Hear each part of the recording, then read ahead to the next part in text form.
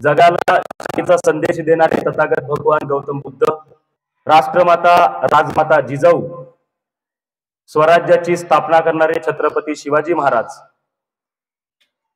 जिच्यामुळं या देशातली स्त्री शिकू शकली, या देशातली स्त्री शिकू शकली म्हणून मी शिकू शकलो, तुम्ही सर्व इथं उपस्थित राहू शकले, ते विद्येची खरी दैवत क्रांतीज्योती सावित्रीबाई फुले, शिक्षणाचे खरे बाप महात्मा ज्योतिराव फुले, ज्या माणसाने म्हटलं जातं वो आदमी नहीं भगवान था, सर पे उसके खून का निशान था, झोली फटी थी दोस्तों लेकिन फिर भी झोली में उनके संविधान था, असे ते भारतरत्न विश्वरत्न डॉक्टर बाबासाहेब आंबेडकर, वंदनीय राष्ट्रसंत श्री तुकडोजी महाराज, ज्या माणसाने म्हटलं की एक वेळचं अन्नाचं ताट बाजूला सारा पण पोट्ट्यांले शिकवा, म्हणजे तुमच्या आमच्यासारख्या पोरांना शिकवा, असा शिक्षण किती महत्वाचं आहे हे आपल्या वाणीतून समजून सांगणारे आणि गाव स्वच्छ करून रात्रीच्या अंधारामध्ये लोकांच्या मनातला अंधकार कीर्तनाच्या माध्यमातून दूर करणारे संत गाडगे महाराज, समाजामध्ये ज्या ज्या विचारवंतांनी समाजाला विचार देण्याचं काम केलं त्या सर्व थोर पुरुषांच्या विचारांना आणि त्यांच्या कार्याला प्रथमतः अभिवादन करतो।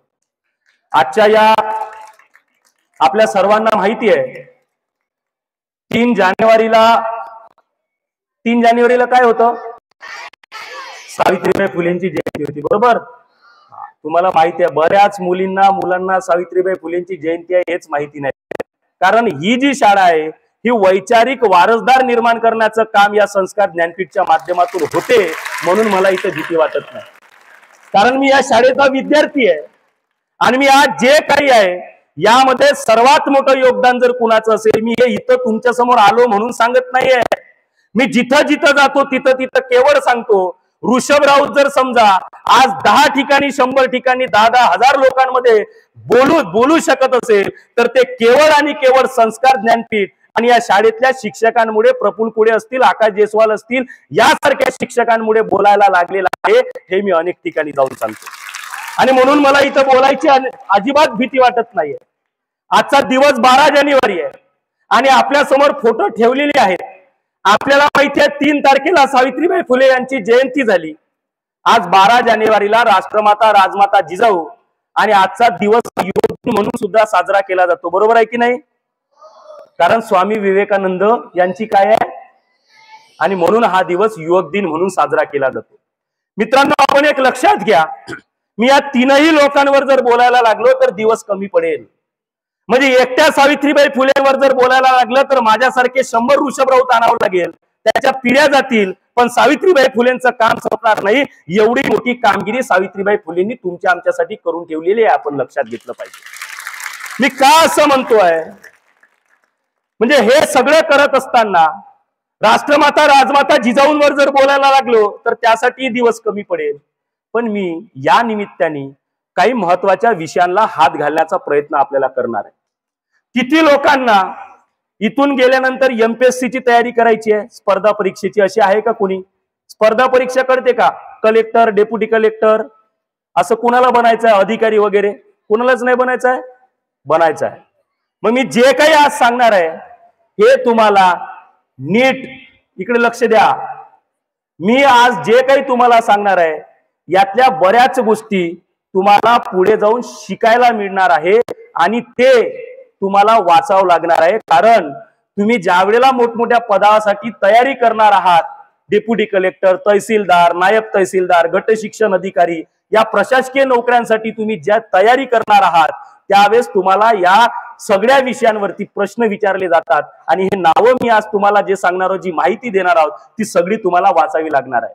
त्याच्यामुळे हे फक्त तुमच्यासाठी भाषण नाहीये, हे फक्त एक व्याख्यान नाहीये, तर या निमित्तानं तुम्हाला माहितीचं संकलन सुद्धा होणार आहे, हे पहिल्यांदा आपण लक्षात घ्या। आणि म्हणून सावित्रीबाई फुलेंवरती बोलणार आहे, राष्ट्रमाता राजमाता जिजाऊंवरती बोलणार आहे। ज्या सावित्रीबाई फुलेंनी तुम्हासाठी अख्खं आयुष्य दिलं त्या सावित्रीबाई फुलेंना ऐकण्यासाठी तुम्ही अर्धा तास देऊ शकत नाही का? मित्रांनो, एक लक्षात घ्या की सावित्रीबाई फुलेंनी आपल्यासाठी दगड माती झेलली, सगळं झेललं, हे आम्हाला शिकवण्यात आलं, आम्हाला सांगण्यात आलं, आम्हाला सांगितलं की या देशातल्या स्त्रियांना शिक्षणाचा अधिकार नव्हता, होता का? तुम्हाला शिक्षण मिळत होतं का? पण आपण एक गोष्ट लक्षात घ्या, त्या काळातली परिस्थिती काय होती, काय परिस्थिती होती तुम्हाला माहिती आहे का? कुंभार कोणाला म्हटलं जाते? कुंभार माहितीये का? कुंभार कुंभार काय करतो? मडके बनवतो. चांभार काय करतो? काय चपला शिवतो. बरोबर आहे. मग या देशामध्ये अशा पद्धतीची परिस्थिती होती की इथं एखाद्या कुंभाराने बनवलेला माठ इथल्या व्यवस्थेला चालत होता, त्या माठातलं पाणी चालत होतं, परंतु त्या कुंभाराचा स्पर्श मात्र इथल्या व्यवस्थेला चालत नव्हता. तो कुंभार उच्चवर्णीय लोकांच्या आजूबाजूला बसू शकत नव्हता, त्याची सावली सुद्धा त्याच्यावरती पडू दिली जात नव्हती. आज तुम्हाला जर तुमच्या शाळेत पाणी प्यायला जायचं असेल तर जातीभेद केला जातो का? त्या काळात मात्र केला जात होता. एखाद्या चांभारानं शिवलेली चप्पल चालत होती, परंतु चप्पल शिवणारा चांभाराचा स्पर्श मात्र या व्यवस्थेला चालत नव्हता. आणि म्हणून ही सगळी परिस्थिती असताना या देशातल्या स्त्रियांना, या देशातल्या मुलींना शिक्षणाचा अधिकार सुद्धा नव्हता. हे पहिल्यांदा लक्षात घ्या माझ्या ताईंनो. आज तुम्ही जर शिकत आहात, याच्या मागे सगळ्यात मोठं कारण जर कोणतं असेल तर ते केवळ आणि केवळ सावित्रीबाई फुले आहे. आणि म्हणून या देशातल्या स्त्रियांना सावित्रीबाई फुलेंचे उपकार मानले पाहिजे. उपकार मानले पाहिजे की नाही मानले पाहिजे? दुर्दैव आहे या देशाचं, आपलं दुर्दैव आहे. मी नेहमी म्हणतो आम्ही बैमान आहोत. काय आहोत? बैमान. का बैमान आहोत? अहो, ज्यांनी आमच्यासाठी केलं त्यांचं नाव सुद्धा आमच्या लक्षात राहिलेलं नाही. ज्या सावित्रीमुळे आम्हाला शिक्षणाची दारे उघडी झाली, ती सावित्री आम्हाला अजूनही पूर्णपणे माहिती नाही. ती माहिती पडू दिली गेली नाही तुम्हाला. कारण या व्यवस्थेला माहिती होतं की जर या देशातल्या मुलींना, या देशातल्या स्त्रियांना सावित्रीचा खरा इतिहास, जिजाऊचा खरा इतिहास जर सांगितला तर या देशात पुन्हा 2, 4, 5 सावित्री तयार झाल्याशिवाय राहणार नाही, जे व्यवस्थेच्या मनगटावर लाट ठेवल्याशिवाय राहणार नाही आणि स्वतःचं कर्तृत्व सिद्ध केल्याशिवाय राहणार. आणि म्हणून सावित्रीचा खरा इतिहास तुमच्या आमच्यापर्यंत पोहोचवला नाही. आम्हाला सांगितलं, काय सांगितलं? सावित्रीबाई फुलेंनी दगड झेलला, सावित्रीबाई फुलेंनी शेण झेललं, हे खरं आहे. पण ज्या वेळेला सावित्रीबाई फुले पोरांना शिक्षण देण्याकरिता शाळेमध्ये जात होत्या, त्यावेळेला सावित्रीबाई फुलेंवरती काही लोक आले धावून, दगड मारली, शेण मारलं, हे खरं आहे. पण ज्या वेळेला दगडाला, शेणाला सावित्रीबाई फुले ऐकल्या नाही, तेव्हा काही लोक सावित्रीबाई फुलेंपर्यंत आले आणि सावित्रीबाई फुलेंना रस्त्यात आडवे झाले आणि म्हणे, सावित्री, तू जर तुझं शिक्षणाचं हे कार्य जर थांबवलं नाही, या गरिबांच्या, अस्पृश्यांच्या पोरांना शिकवणं जर तू थांबवलं नाही, तुझं चरित्र हनन केल्याशिवाय आम्ही राहणार नाही. म्हणजे सावित्रीबाई फुलेंच्या चरित्रापर्यंत त्या काळातले लोक येऊन पोहोचले. असा प्रश्न असं ज्या वेळेला समोरचा व्यक्ती बोलला, सावित्रीबाई फुले जिचा इतिहास आम्हाला फक्त दगडमाती खाल्लेला सांगण्यात आला, त्या सावित्रीबाई फुलेंनी आपल्या लुगड्याचा पदर खोसला, हात मागे घेतला, धाडक निशाणी समोरच्याच्या थोबाडात आणली. ही सावित्रीबाई फुले आम्हाला सांगण्यात आली नाही. कारण ही सावित्रीबाई फुले जर आम्हाला सांगितली असती तर रस्त्यानं पोरींची छेड खाणाऱ्या पोट्ट्यांच्या थोबाडात आम्ही कधीचीच हाणली असती की नाही? कारण ही सावित्रीबाई फुले आम्हाला सांगण्यातच आली नाही. आम्हाला सांगितलं, बाई रात्री 7 नंतर घराच्या बाहेर निघायचं नाही, बाई तू असं करायचं नाही. हा इतिहास आम्हाला का सांगण्यात आला नाही? त्याचं कारण आहे की हा इतिहास तुम्हाला माहिती पडला असता, जिजाऊ आम्हाला माहित पडली असती, तर आमच्या पोरी, आमच्या बाया त्या बेलाच्या पानाला शहद लावा आणि शंकराच्या पिंडीले चिपकवा, मग तुमचे पोरं पास होऊन म्हणणाऱ्याच्या कीर्तनात 3-3 लाखाची गर्दी जमली असती का? नाही. जमली असती का? नाही. कारण सावित्रीबाई फुलेंनी कर्मकांड मानलं नाही, सावित्रीबाई फुलेंनी व्रत वैकल्य केलं नाही, तरी सुद्धा जगाच्या पाठीवरचा आदर्श असा नवरा सावित्रीबाई फुलेंना महात्मा ज्योतिराव फुलेंच्या माध्यमातून मिळाला आहे. आपण लक्षात घ्या. आणि आमची माय, आमच्या गावातलं चित्र काय आहे? आपण सगळे खेड्यातले आहो की नाही? आमच्या गावातलं चित्र काय आहे? आमच्या गावात एखादी माय अशी राहते, बाई तिचा नवरा सकाळ संध्याकाळ तिले दारू पिऊन येऊन सोडते की नाही, तरीही वट सावित्रीले वर्षातून 1 वेळा जाते, 7 फेऱ्या मारते, म्हणते 7 जन्म मला असाच बेवडा नवरा मिळावा, म्हणते की नाही म्हणत? किती मोठी मानसिक गुलामगिरी आहे की नाही आहे? का झालं हे? कारण सावित्री जिजाऊ आम्हाला समजली नाही. समजली का? समजली असती तर त्या प्रदीप कुमार मिश्राचं आता काय झालं? प्रवचन झालं नागपूरला, 3 लाख बाया. किती? म्हणून ते श्याम मानव सर म्हणतात ना, वृक्ष तिथं छाया आणि बुवा तिथं बाया. अशा पद्धतीची परिस्थिती निर्माण झालेली आहे, आपण लक्षात घ्या. बाळासाहेब जिजाऊ आम्हाला सांगितली नाही. तोरणा किल्ला जिंकला, तोरणा किल्ला शिवाजी महाराजांना. शिवाजी महाराज की जय अशा घोषणा इकडे पोरांच्या मगाने ऐकू येत होत्या ना. शिवाजी महाराज म्हटलं की आमच्या धमन्यांमधलं रक्त सरसडते ना. दाड्या वाढवायला लागते माझ्या वयाचे झाल्यावर. चंद्रकोर लावते, बुलेटवर बसते, बापाले म्हणते बुलेट पाहिजे. एका पोराला मी विचारलं होतं कार्यक्रमात, म्हटलं काऊन रे? शिवाजी महाराज की जय म्हणते. नाही म्हणे सर, तुम्हाला माहित नाही म्हणे, महाराजाच्या काळात घोडा होता म्हणून महाराज घोड्यावर बसत होते म्हणे. आता बुलेटनं घेतली म्हणे घोड्याची जागा, म्हणून आता आम्ही बुलेट मागत आहोत म्हणे बापांले घेऊन. बुलेटवर बसते, रस्त्यावरून जाणाऱ्या पोरींची छेड काढते. हा जिजाऊचा शिवाजी महाराजांचा विचार आहे का? नाही, हा जिजाऊंचा आणि शिवाजी महाराजांचा विचार नाही आहे. एक लक्षात घ्या आपण. मला आठवलं म्हणून तुम्हाला सांगतो. तोरणा नावाचा किल्ला छत्रपती शिवाजी महाराजांनी त्या काळात जिंकला आणि त्या किल्ला जिंकला असताना तिथं काही सुवर्ण मुद्रा सापडल्या, देवांच्या सोन्याच्या मूर्ती सापडल्या. आणि या सोन्याच्या मूर्ती घेऊन, सुवर्ण मुद्रा घेऊन, सगळे घेऊन ती लोक मासाहेब जिजाऊंकडे आली आणि मासाहेब जिजाऊंना म्हणे, मासाहेब चमत्कार झाला, ह्या सुवर्ण मुद्रा आपल्याला सापडलेल्या आहे, या आपण ठेवू, मंदिरात ठेवू. कुठे ठेवू? मंदिरात. मासाहेब जिजाऊंनी सांगितलं, या मूर्ती मंदिरात ठेवायची काही गरज नाही, या सगळ्या सोन्याच्या मूर्ती मोडून टाका आणि त्याच्यातून येणारा जो काही पैसा आहे तो पैसा रयतेसाठी खर्च करा.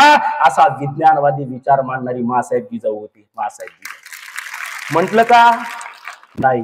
कारण मासाहेब जिजाऊंना माहिती होतं की मूलभूत प्रश्न महत्वाचे आहे. या देशातल्या लोकांना अन्नधान्य मिळालं पाहिजे, सोयी सुविधा मिळाल्या पाहिजे, आरोग्याच्या सुविधा मिळाल्या पाहिजे, हे सगळं माहिती होतं. रोजगार मिळाला पाहिजे. आता आहे का असं? नाही. आता चित्र विचित्र आहे की नाही आहे? आणि म्हणून त्या काळामध्ये मासाहेब जिजाऊंनी सांगितलं, आपलं कर्तव्य काय आहे? तर स्वराज्य निर्माण करणं हेच आपलं कर्तव्य आहे. हे मासाहेब जिजाऊंनी काढलं. आणि म्हणून आपण लक्षात घ्या की सावित्रीने जे काही हे केलं, हे करत असताना कुठल्याही गोष्टीला काहीतरी कारण असते ना, असते की नाही? विदाऊट रिझन काही घडतं का? नाही घडत. काहीतरी कारण असते. मग काय कारण होतं की सावित्रीबाई फुलेंनी शिक्षणाची चळवळ उभी केली? बरं, सावित्रीबाई फुलेंना कोणी शिकवलं? महात्मा ज्योतिराव फुलेंनी शिकवलं ना. महात्मा ज्योतिराव फुलेंना का वाटलं आपल्या बायकोला शिकवावं? का वाटलं माहितीये का? नाही माहितीये. सांगू का? मग का वाटलं महात्मा ज्योतिराव फुलेंना सावित्रीबाई फुलेंना शिकवावं? महात्मा ज्योतिराव फुले त्या काळातले पैसेवाले होते. टाटा माहित आहे का तुम्हाला? टाटा, टाटाचं जेवढं, टाटा माहितीये ना, पैसेवाला आहे की गरीब आहे? जगातल्या टॉप पैसेवाल्या लोकांमध्ये टाटाचं नाव येते की नाही? मग टाटाचं जेवढं वार्षिक उत्पन्न आहे त्यापेक्षा जास्त वार्षिक उत्पन्न त्या काळामध्ये महात्मा ज्योतिराव फुलेंचं होतं. हे माहितच नाही अनेक लोकांना.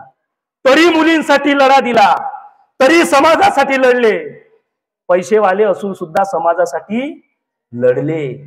कारण महात्मा ज्योतिराव फुले त्या काळातले सगळ्यात मोठे कॉन्ट्रॅक्टर होते. पुणा कन्स्ट्रक्शन अँड कंपनी नावाची त्यांची कन्स्ट्रक्शन कंपनी होती. पुण्यामधलं खडकवासला नावाचं जे धरण आहे ते धरण बांधण्याचं काम महात्मा ज्योतिराव फुलेंनी त्या काळामध्ये केलं आहे. आपण लक्षात घ्या. कधी पुण्याला गेले तर भेट द्या. एवढं मोठं धरण बांधलं. आणि मग महात्मा ज्योतिराव फुले एवढे पैसेवाले होते तरी सावित्रीला शिकवून शिक्षणाची चळवळ का उभी केली? त्याचं कारण आहे. तुमच्या मित्राचं लग्न राहिलं तर तुम्ही घरी बसता की लग्नात जाता ना? आज मेरी यार की शादी है ना, नाचायला. महात्मा ज्योतिराव फुलेंचा एक ब्राह्मण मित्र त्या काळामध्ये होता. त्याचं नाव होतं सदाशिव गोवंडे. काय नाव होतं? आणि या सदाशिव गोवंडे नावाच्या महात्मा फुलेंच्या मित्राचं लग्न त्या काळामध्ये जुळलं. आणि मित्राचं लग्न म्हटल्यावर आपण लग्नाला जाणार की नाही जाणार? आणि म्हणून महात्मा फुले या सदाशिव गोवंडे नावाच्या मित्राच्या लग्नाला गेले. आणि लग्नाला गेले असताना वरातीमध्ये चालत होते. आणि जसे महात्मा फुले वरातीमध्ये चालताना दिसले तिथले काही लोक उच्चवर्णीय आले. महात्मा फुलेंना बाजूला नेलं आणि सांगितलं, अरे तू शूद्राचं पोरग आमच्या ब्राह्मणांच्या वरातीमध्ये चालू शकत नाही. तुमची सावली सुद्धा आम्हाला जमत नाही आणि तू आमच्या वरातीमध्ये चालू राहिला, असं म्हणून महात्मा ज्योतिराव फुलेंना वरातीतून हाकलून दिलं. महात्मा फुले विचार करायला लागले, अरे हे का झालं? मी माझ्या मित्राच्या लग्नाला गेलो, मी काय पाप केलं? मी गुन्हा केला नाही, मग मला का हाकलण्यात आलं? शूद्र म्हणून मला हाकलण्यात आलं, खालच्या जातीचा म्हणून मला हिनवण्यात आलं आणि लग्नाच्या वरातीतून मला बाहेर काढण्यात आलं. हा विचार महात्मा फुले करायला लागले आणि महात्मा फुलेच्या लक्षात त्यावेळेला आलं की हे जे काही चाललेलं आहे ही एक गुलामगिरी आहे. त्या काळामध्ये भारतात ब्रिटिशांचं राज्य होतं, पण महात्मा फुलेंच्या लक्षात आलं ही जी गुलामगिरी आहे ही ब्रिटिशांपेक्षा मोठी गुलामगिरी आहे. आणि ही कोणती गुलामगिरी आहे तर ती अज्ञानतेची गुलामगिरी आहे. आणि म्हणून या देशातल्या लोकांना या गुलामगिरीतून मुक्त जर करायचं असेल तर पहिल्यांदा लोकांचं अज्ञान दूर केलं पाहिजे. आणि म्हणून अज्ञान दूर करायसाठी महात्मा फुले घरी गेले, स्वतःच्या बायकोला शिकवलं, सावित्रीला शिकवलं. फक्त शिकवलं नाही तर या देशातल्या धर्मशास्त्रावर लाथ मारली आणि पुण्याच्या भिडेवाड्यामध्ये मुलींची पहिली शाळा 1848 ला काढली आणि या देशातल्या मुलींसाठी शिक्षणाची दारं उघडी केली.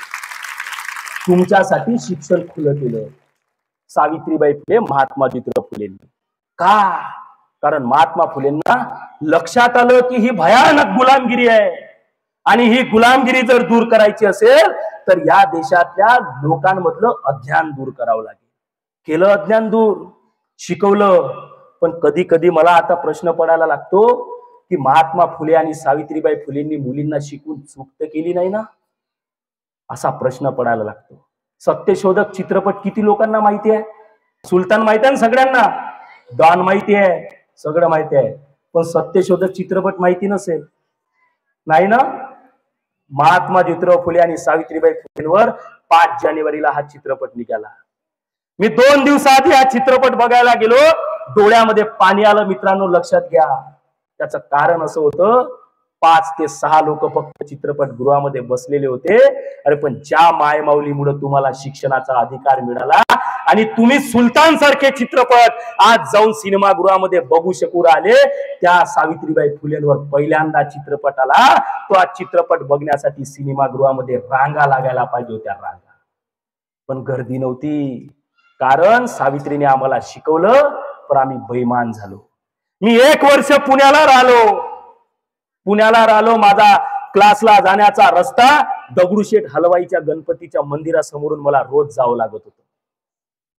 रोज जायचो. मलाही माहित नव्हतं की दगडूशेठ हलवाई गणपतीचं मंदिर असं मधातून रस्ता, त्याच्या एकदम समोर मी तुम्हाला आता जे सांगितलं मुलींची पहिली शाळा कुठं निघली?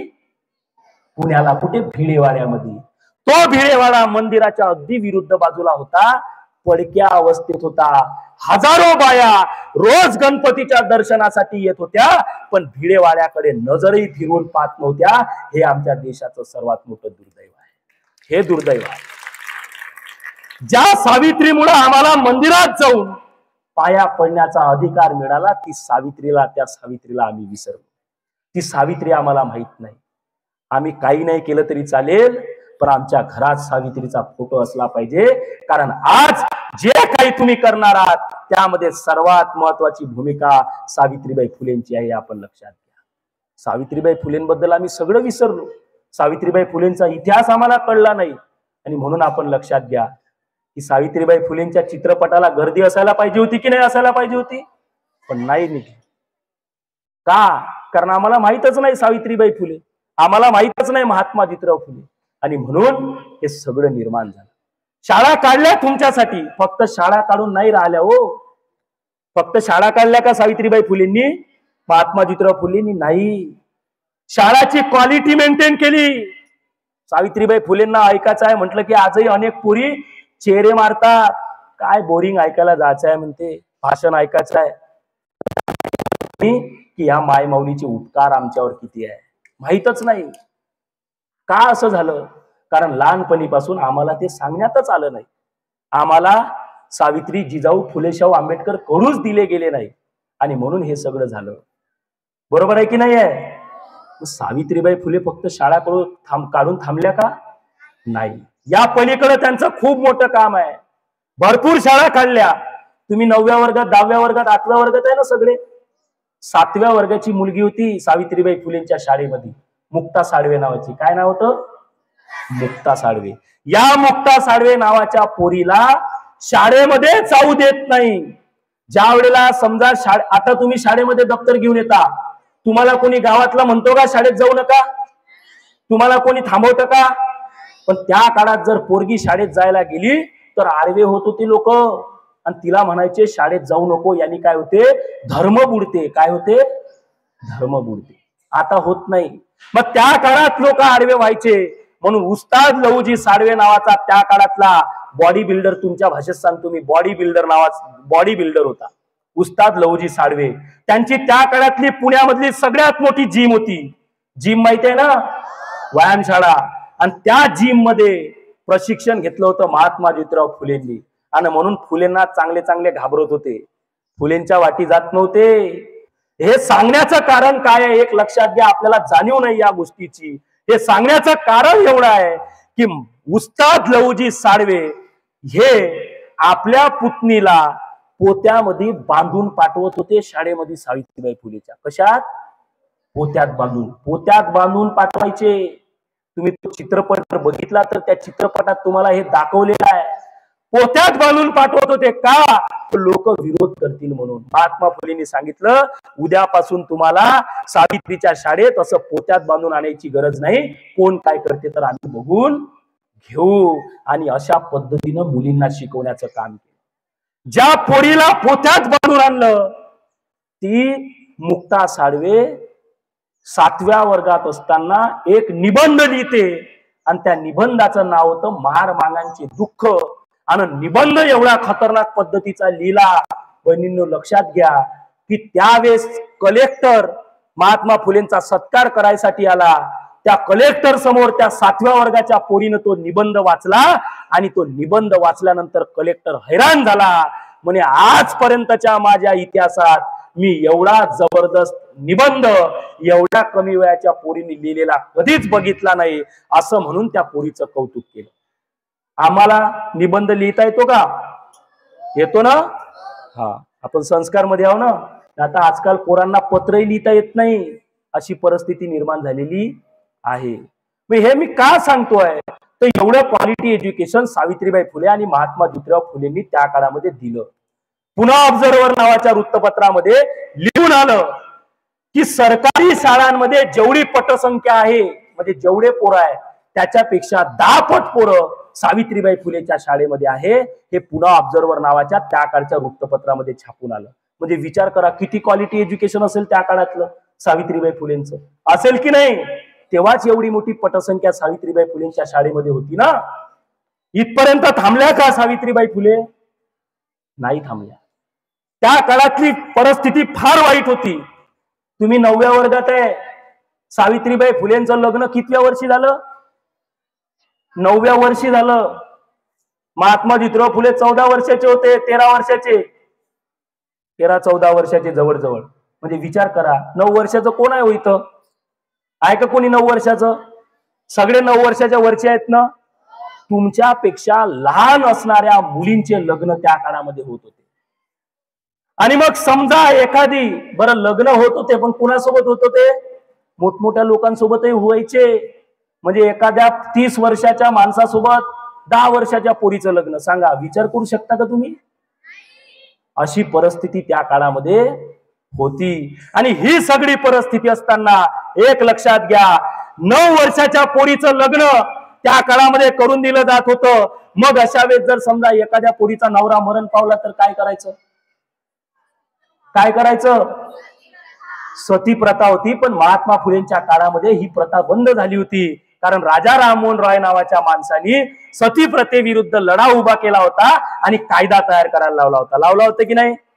ज्यांच्या वाचनात आलाय ते तिकडून मुंडके हलवत आहे, बरोबर आहे म्हणून. मी सांगायच्या आधीच त्यांनी नाव सांगितलं आपलं. का बरं हे असं होते? का आपल्याला माहिती आहे? कारण आपल्या शाळेमध्ये नवीन नवीन विविध उपक्रम होतात आणि म्हणून त्याची माहिती आपल्याला मिळते. मी एमपीएससी ला इतिहास विषय शिकवतो. त्या एमपीएससीच्या पोट्ट्यांले राजा राममोहन राय माहित नाही.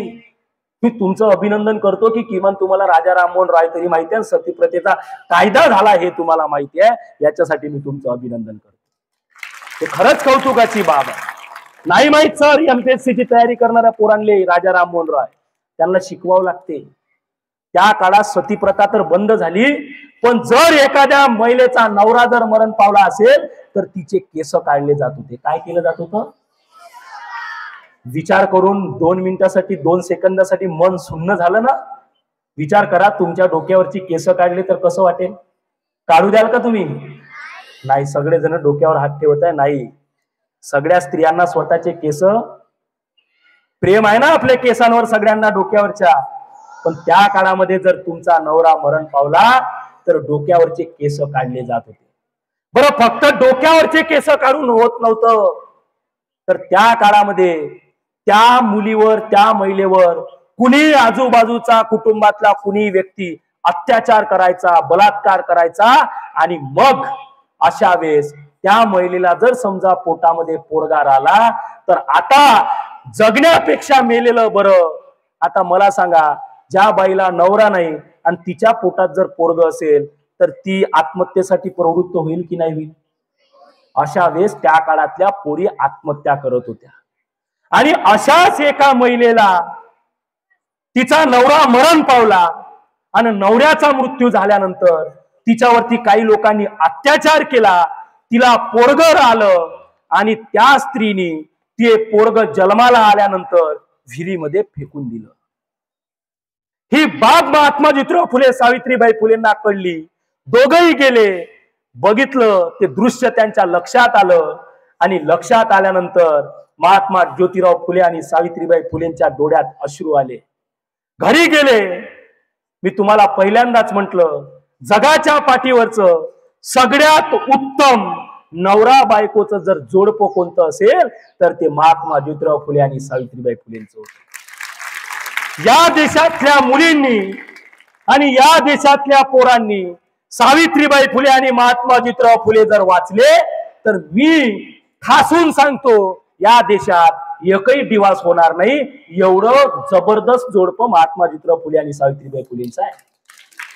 एवढं जबरदस्त. रोज चर्चा करायचे. आज तुमची आई जर तुमच्या वडिलांसमोर बोलली तर तुले लय समजते, बस खाली म्हणते की नाही म्हणून. पण त्या काळात महात्मा ज्योतिराव फुले सावित्रीबाई फुलेंशी रोज संवाद साधत होते.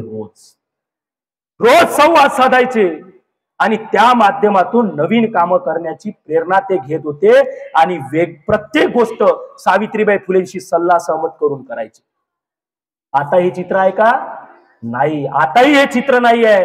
पण त्या काळात जिथं महिलांना अधिकार नव्हता त्या काळामध्ये सावित्रीबाई फुलेंनी, महात्मा ज्योतिराव फुलेंनी हे केलं. आणि म्हणून आपण लक्षात घ्या, सावित्रीबाई फुले आणि महात्मा ज्योतिराव फुलेंनी ते पोरग विहिरीमध्ये पडलेलं पाहिलं, त्या पोराचा जीव गेला, नव्याने जन्माला आलेलं पोरग होतं. अरे 1-2 दिवसाचं बाळ ज्याला विहिरीमध्ये टाकलं, ज्याचा मृत्यू झाला, हे पाहून डोळ्यामध्ये त्यांच्या अश्रू आले. महात्मा फुले, सावित्रीबाई फुले घरी गेल्या, चर्चा केली आणि चर्चा केल्यानंतर सावित्रीबाईंनी ठरवलं की ज्योतिराव, सावित्रीबाई महात्मा फुलेंना तात्यासाहेब म्हणायचे. आणि त्यावेळेला महात्मा ज्योतिराव फुलेंनी, सावित्रीबाई फुलेंनी ठरवलं की आता अशा महिलांना आपण आत्महत्या करू द्यायचं नाही आणि अशा पोरांचा सुद्धा जीव जाऊ द्यायचा नाही. आणि म्हणून अशा पोरांचा जीव जाता कामा नये आणि माझ्या देशातल्या, माझ्या पुण्यातल्या, महाराष्ट्रातल्या एकाही महिलेला आत्महत्या करायची गरज पडली पाहिजे नाही. म्हणून भारताच्या इतिहासातलं पहिलं बाल हत्या प्रतिबंधक गृह महात्मा ज्योतिराव फुलेंनी 1868 ला स्वतःच्या घरी सुरू केलं. पहिलं. फक्त बाल हत्या प्रतिबंधक गृह काढलं नाही, पॉम्पलेट छापले. आता या काळात पॉम्पलेट आहे, त्या काळात पॉम्पलेट होते का? नाही, हाताने लिहायचे, हाताने. आणि त्या प्रति घराघराच्या भिंतीवरती चिपकवल्या. काय लिहिलं होतं मित्रांनो त्या प्रतिवरती?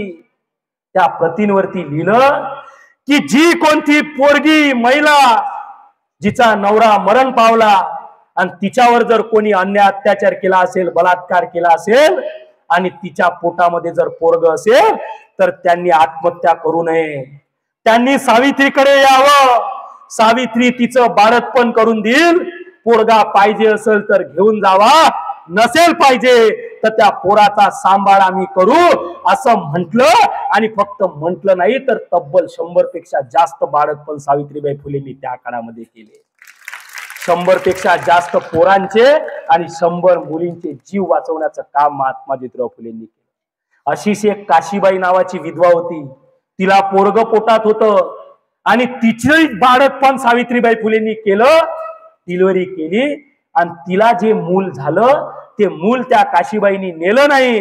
काशीबाई म्हणे, आई सावित्री हे पोरग तुम्ही ठेवा, या पोराचा सांभाळ तुम्ही करा, मी हे पोरग नेऊ शकत नाही. सावित्रीबाई फुले महात्मा ज्योतिराव फुलेंनी ते पोरग ठेवलं, त्याला मोठं केलं, स्वतःचं पोरग म्हणून स्वीकारलं, त्याचं नाव यशवंत ठेवलं आणि हा पोरगा पुढे जाऊन डॉक्टर यशवंत म्हणून ओळखला जाऊ लागला. दत्तक पुत्राला मोठं करण्याचं काम सावित्रीबाई फुले आणि महात्मा ज्योतिराव फुलेंनी केलं.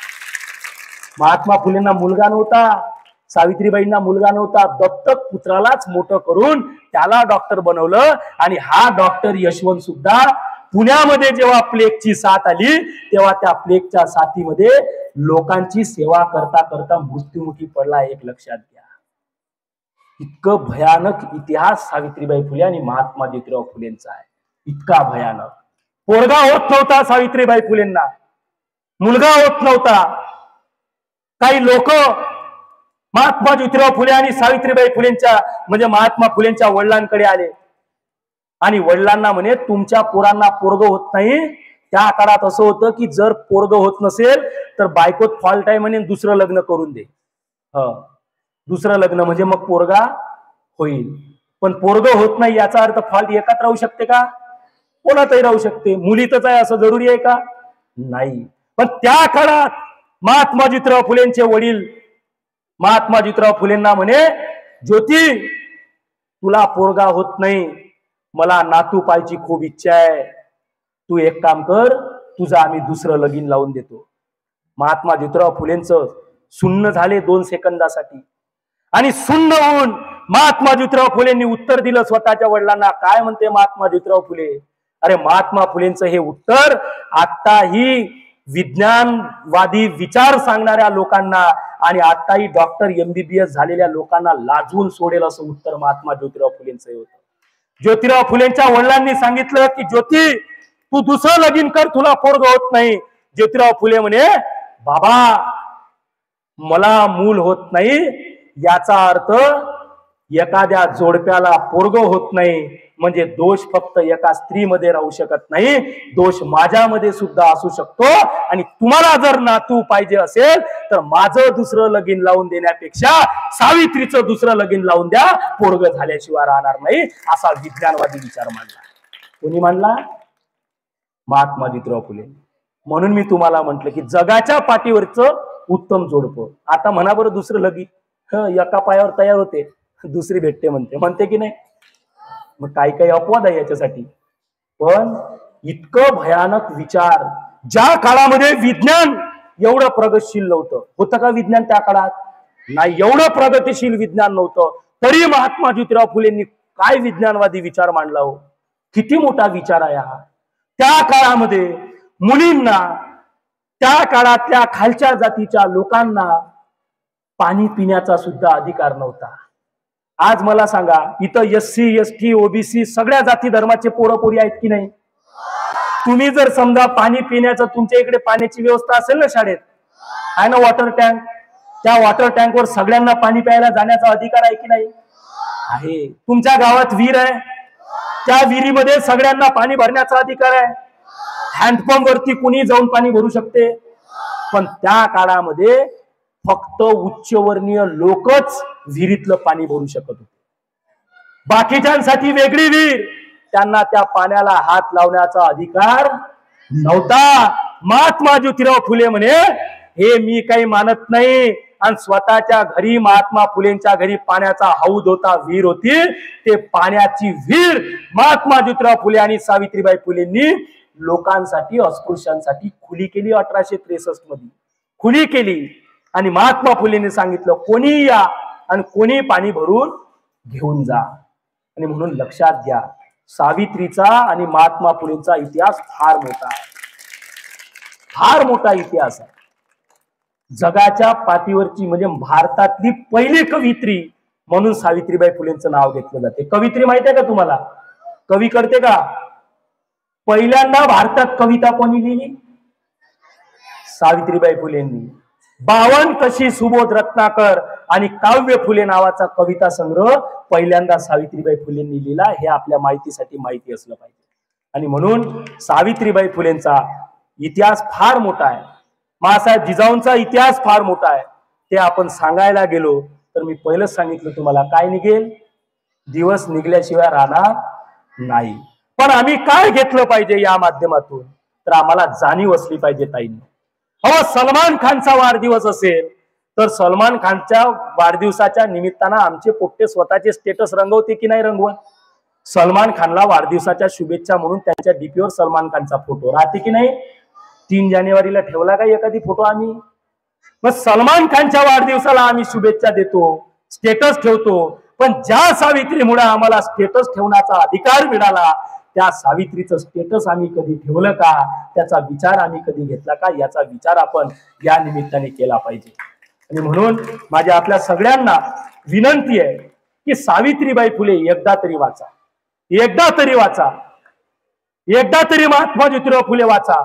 जेव्हा तुम्ही सावित्रीबाई फुले आणि महात्मा ज्योतिराव फुले वाचाल तेव्हा खऱ्या अर्थानं तुम्हाला सावित्रीबाई फुले आणि महात्मा ज्योतिराव फुलेंचा इतिहास कळेल आणि त्या माध्यमातून तुम्ही खऱ्या अर्थानं सावित्री समजून घ्याल. आपली शाळा तशी वैचारिक वारसदार निर्माण करणारी शाळा आहे आणि म्हणून तुम्ही सगळे वाचणारे पोरात, मला याची जाणीव आहे. मी याच्या पुढचा वेळही तुमचा घेणार नाही, कारण मला माहिती आहे पलटक मारून बसायला सुद्धा कुणाचे पाय दुखत असते, कोणाला कंटाळा आलेला असतो, काही लोकांना वाटते की बोललं पाहिजे, ते तिकडले म्हणतात बोला बोला, पण सगळ्यांचा विचार आपल्याला करायचा आहे. तुमचे क्लास सुद्धा आहे ना, क्लास आहे की नाही? आपले क्लास सुद्धा आहे, म्हणून मी फार वेळ आपला घेणार नाही. पण या निमित्तानं आपण एक लक्षात घ्या की काही नाही केलं तरी चालेल, मी पहिल्यांदाच सांगितलं, पण सावित्रीबाई फुलेंना विसरून चालता येणार नाही. एक लक्षात घ्या, शिवाजी महाराज आमच्या पोरांना माहिती आहे ना रे? शिवाजी महाराज तुम्हाला आज कळले नसते जर महात्मा ज्योतिराव फुले नसते, तर कळलेच नसते तुम्हाला. बरं, हिंदू मुस्लिमांच्या नावावर आमच्या देशात दंगली भडकवल्या जाते की नाही जात? असं सांगितले जाते, नाही मुसलमानों के खिलाफ हमें लढना है, देश खतरे में, सांगितलं जाते की नाही? पण या देशाच्या पायाभरणीमध्ये प्रत्येक जाती धर्माच्या माणसाचं योगदान आहे. तुम्हाला माहिती आहे का, सावित्रीबाई फुले आणि महात्मा ज्योतिराव फुले जेव्हा शिक्षणाचं कार्य हाती घेतलं तेव्हा त्यांना घराच्या बाहेर काढलं होतं, माहिती आहे का? किती लोकांना माहिती आहे? बाकीच्यांना नाही माहित. सावित्रीबाई फुले आणि महात्मा ज्योतिराव फुलेंना जेव्हा घराच्या बाहेर काढलं तेव्हा त्यांना राहायला घर होतं का? मग त्यांना राहायला जागा उपलब्ध करून देणारा उस्मान शेख नावाचा माणूस जातीनं मुसलमान होता. मुसलमान नावाच्या माणसानं सावित्रीबाई फुलेंना जागा उपलब्ध करून दिली राहायला, आणि त्याच उस्मान शेख नावाच्या माणसाच्या घरी सावित्रीबाई फुले आणि महात्मा ज्योतिराव फुलेंनी बालहत्या प्रतिबंधक गृह काढलं. आणि याच उस्मान शेखची बहीण फातिमा शेख, जिला पहिली मुस्लिम शिक्षिका म्हणून आपण तिचं नाव घेतो, बरोबर? काही काही पोरी म्हणते ही होती का फातिमा शेख, आणि एकामेकाकडे पाहत आहे, हीच ती फातिमा शेख, उस्मान शेखची बहीण. काही पुस्तकांमध्ये पोरगी सांगितलेला आहे. या फातिमा शेखला सुद्धा शिकवलं आणि त्या फातिमा शेखनी सुद्धा सावित्रीबाई फुलेंच्या शिक्षणाच्या कार्यामध्ये हातभार लावला. मित्रांनो, आपण लक्षात घ्या, एवढं मोठं काम सावित्रीबाई फुलेंनी उभं केलं, एवढा मोठा लढा सावित्रीबाई फुलेंनी उभा केला, पण आम्हाला हा इतिहास सांगितला नाही, आम्हाला जिजाऊंचा इतिहास सांगितला नाही. कारण काय आहे, तर त्याचं कारण केवळ एकच आहे. मी पहिल्यांदाही सांगितलं, आमच्या देशातल्या पोरींना सावित्री जिजाऊचा इतिहास, अहिल्याबाईचा इतिहास, खरा इतिहास जर माहिती पडला तर आमच्या पोरी झाशीची राणी बनल्याशिवाय राहणार नाही.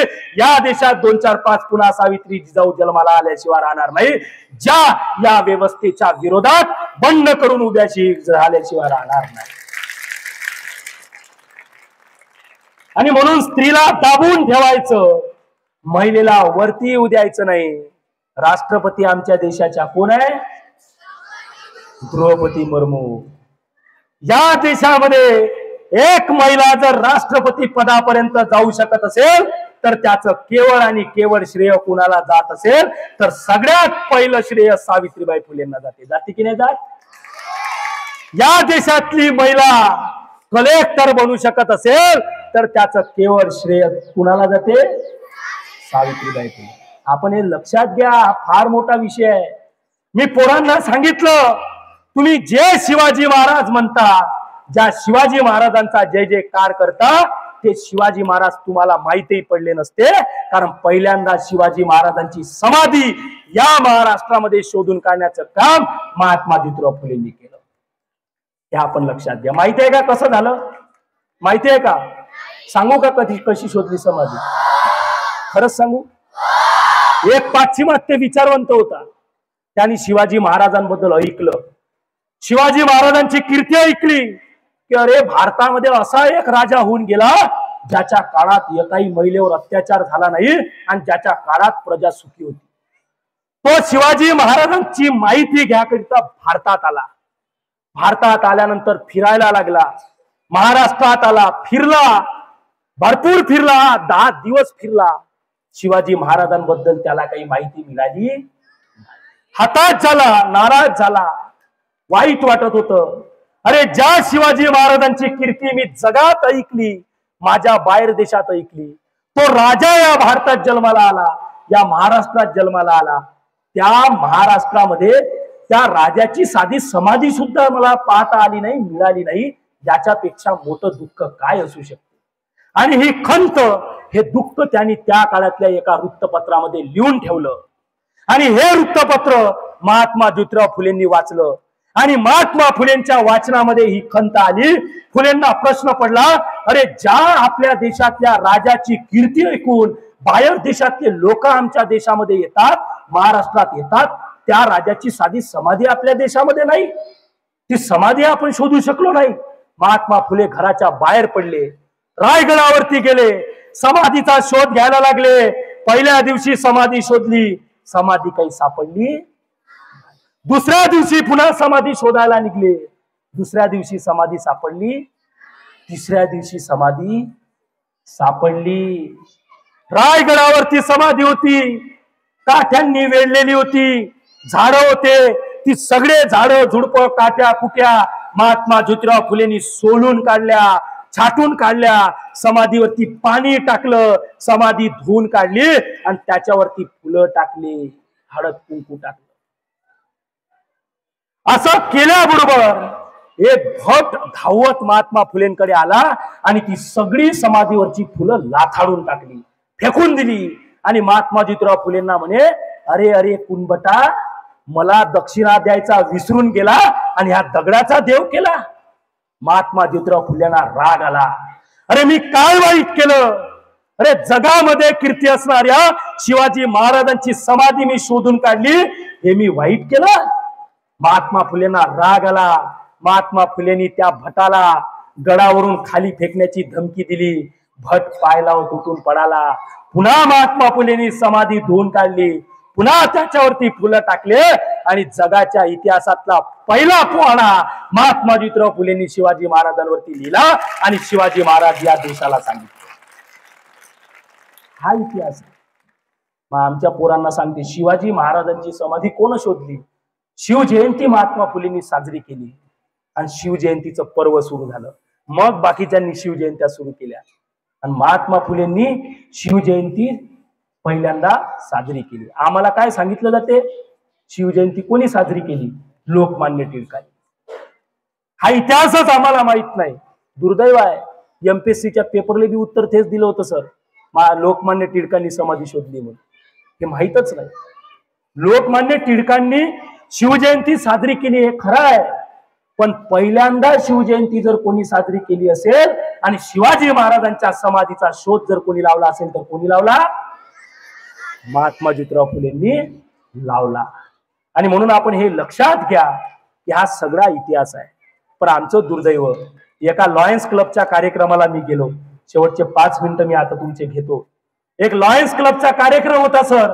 त्या कार्यक्रमाला मी गेलो. डॉक्टर लोकांचा तो लॉयन्स क्लब होता आणि त्या लॉयन्स क्लब मध्ये आमच्या या टीचर सारखी एक महिला होती, डॉक्टर झालेली होती, MBBS MD होती, चांगली कोटवीट घातलेली होती. म्हणलं काहीतरी अक्कल असेल, डॉक्टर झाली, बिना शिकल्यानं तर झाली नसणार. भाषण द्यायला माईकवर उभी झाली आणि पहिलंच वाक्य तिने म्हटलं, सर विद्येची दैवत माता सरस्वती. वाईट वाटलं डोळ्यात, वाईट वाटलं. वाईट एवढ्यासाठी वाटलं, सरस्वतीचं तुम्ही पूजन करता हा भाग वेगळा आहे, श्रद्धा आपल्या जागी आहे. अरे पण या देशात विद्येची खरी दैवत जर कोणी असेल ना, तर ती फक्त आणि फक्त सावित्रीबाई फुले आहे रे, फक्त आणि फक्त सावित्रीबाई फुले. अरे जिने आम्हाला शिकवलं, जिने आम्हाला मोठं केलं, जिने आम्हाला विविध क्षेत्रामध्ये भरारी घेण्यासाठी हे मार्ग उपलब्ध करून दिले, तिची जाणीव आम्ही ठेवली का? हा प्रश्न तुम्ही स्वतःला विचारा. विचारा स्वतःला एका दिवस प्रश्न. एक वेळच तुम्ही काही नाही केलं तरी चालेल, पण मी पहिल्यांदाच सांगितलं, सावित्रीबाई फुलेंना विसरून तुम्हाला चालता येणार नाही. आणि तुम्ही जर सावित्रीबाई फुलेंना विसरले तर आपल्यासारखी बैमान जात या समाजात दुसरी कोणती नाही, हे पहिल्यांदा लक्षात घ्या. कोणतीच नाही. काही नका करू, पण या सावित्रीबाईला विसरून चालता येणार नाही. कारण तिने, मी तुम्हाला सांगितलं, टाटापेक्षा जास्त उत्पन्न होतं, पण शेवटच्या काळात सावित्रीबाई फुलेंना खायसाठी पैसे नव्हते, इतकी वाईट परिस्थिती सावित्रीबाई फुलेंची तयार झालेली होती. खायला अन्न नव्हतं. सयाजीराव गायकवाड नावाच्या त्या काळातल्या राजांनी सावित्रीबाई फुलेंना महिन्याला पैसे देणं सुरू केलं होतं. इतकी वाईट परिस्थिती सावित्रीबाईंवर त्या काळामध्ये आली, तरी लढा थांबवला नाही. लढल्या तुमच्यासाठी, कारण एकच ध्येय होतं. काय? काही झालं तरी चालेल, पण माझी स्त्री शिकली पाहिजे, माझ्या मुलीला मान सन्मानानं वागता आलं पाहिजे, तिला जगता आलं पाहिजे. आज तुम्ही पुरुषाला खांद्याला खांदा लावून जर चालू शकत असाल तर केवळ आणि केवळ सावित्रीबाई फुलेंमुळे आहे. तुम्हाला बार मध्ये जाऊन दारू प्यायला मिळाली पाहिजे म्हणून सावित्रीबाई फुलेंनी स्वातंत्र्य दिलं नाही, यासाठी स्वातंत्र्य दिलेलं नाही, तर तुम्हाला कर्तृत्व सिद्ध करण्यासाठी स्वातंत्र्य दिलं. मी तुम्हाला सांगितलं की महात्मा ज्योतिराव फुले आणि सावित्रीबाई फुले एकदा वाचा, हे सगळं लक्षात घ्या. म्हणून तुम्ही निश्चितच वाचाल याची मला खात्री आहे. एवढंच एक दादा म्हणून माझी तुम्हाला विनंती आहे, एक दादा म्हणून एकदा तरी सावित्रीबाई फुले आणि महात्मा ज्योतिराव फुले वाचा, तुमच्या लक्षात येईल. मित्रांनो, वेळ फार झालेला आहे. शेवट जाताना मी फक्त तुम्हाला एवढंच सांगतो की आमचे खरे वारसदार जे आहे, किंवा आमचे जे खरे लोक आहे, ज्यांनी आमच्यासाठी प्राणाची आहुती दिली, बलिदान दिलं, झटले, लढले, संघर्ष केला, त्यांना आम्ही विसरलो. आजही बाबासाहेब आंबेडकर म्हटल्यानंतर अर्ध्यापेक्षा जास्त लोक शिव्या द्यायला लागतात. हे चित्र आहे समाजामध्ये. अरे का? एक लक्षात घ्या, सावित्रीबाई फुलेंनी, महात्मा ज्योतिराव फुलेंनी तुम्हाला शिक्षण दिलं की नाही? पण त्या शिक्षणाला महात्मा ज्योतिराव फुलेंनी 1882 ला पहिल्यांदा हंटर कमिशन भारतात आलं होतं, तेव्हा सांगितलं की शालेय शिक्षण सक्तीसह मोफत करा, गरिबांच्या पोरांना शिकू द्या, शिक्षणात सवलत द्या. शाहू महाराज नावाचा राजा या देशात जन्माला आला. महात्मा फुलेंचा, सावित्रीचा विचार त्यांनी आपल्या आयुष्यात अंगीकारला आणि राजश्री शाहू महाराजांनी या भारताच्या इतिहासात 1902 ला पहिल्यांदा 50% आरक्षण दिलं आणि तुम्हाला शिकवलं, मोठं केलं, नोकऱ्या दिल्या. पण एक लक्षात घ्या, मी हे का सांगतोय हे समजून घ्या, पण हे सगळं व्यर्थ होतं. सावित्रीबाई फुलेंनी पोरांना शिकवलं, पोरींना शिकवलं. शाहू महाराजांनी काय केलं? रिझर्वेशन दिलं. पण शिक्षण देत असताना त्रास झाला की नाही झाला? अडवलं ना रस्त्यात, शाळेत जाणाऱ्यांना अडवलं, शिक्षण देणाऱ्यांना अडवलं की नाही? मग आता तुम्हाला अडवण्याची ताकद आहे का कोणाची? का बरं नाही आहे? कारण बाबासाहेब आंबेडकरांनी असा एक चमत्कार केला, भारतीय संविधान लिहिलं आणि त्या संविधानाच्या माध्यमातून मुलींच्या शिक्षणाला, आपल्या आरक्षणाला, आपल्या हक्क अधिकाराला प्रोटेक्शन देण्याचं काम डॉक्टर भीमराव रामजी आंबेडकर नावाच्या माणसाने केलं की नाही केलं? आणि म्हणून हे सगळे लोक महत्वाचे आहे. या लोकांचा विचार आपल्याला खऱ्या अर्थानं समजून घ्यायचा आहे. तुम्हाला सांगितलं, सत्यशोधक चित्रपटाला एकाही बाईची पाहायला जायची इच्छा, काम सोडा, घरी जा.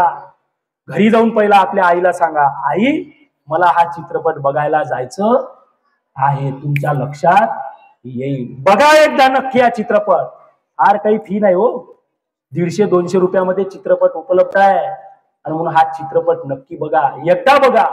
गर्दी नाही जमली चित्रपटात, पण आता एखादी बुवा आला म्हणून सांगितलं असतं ना तर हजारोनं गर्दी जमली असती. काम धंदे सोडून गेले असते, गेले असते की नाही. म्हणून लक्षात घ्या, हे सगळं आपलं मन विचलित करण्यासाठी चाललेलं आहे. आम्ही नाही सावित्री बनू शकत, पण त्यांच्या विचारांवर पावलावर पाऊल ठेवणारे, त्यांच्या विचारांचे वारसदार तर बनू शकतो ना. आणि म्हणून या निमित्तानं आपल्या सर्वांना माझी एकच विनंती आहे की आपण हे सावित्री, जिजाऊ हे सगळे समजून घ्यावं. आपला इतिहास समजून घ्या. तुम्हाला माहित नाही, पूर्वीच्या काळामध्ये स्त्रियांचं राज्य होतं. गार्गी, मैत्री हे नावं तुम्ही ऐकाल, जेव्हा तुम्ही मोठे वाचाल तेव्हा तुमच्या लक्षात येईल की हा देश पुरुष प्रधान आहे असं आपण म्हणतो.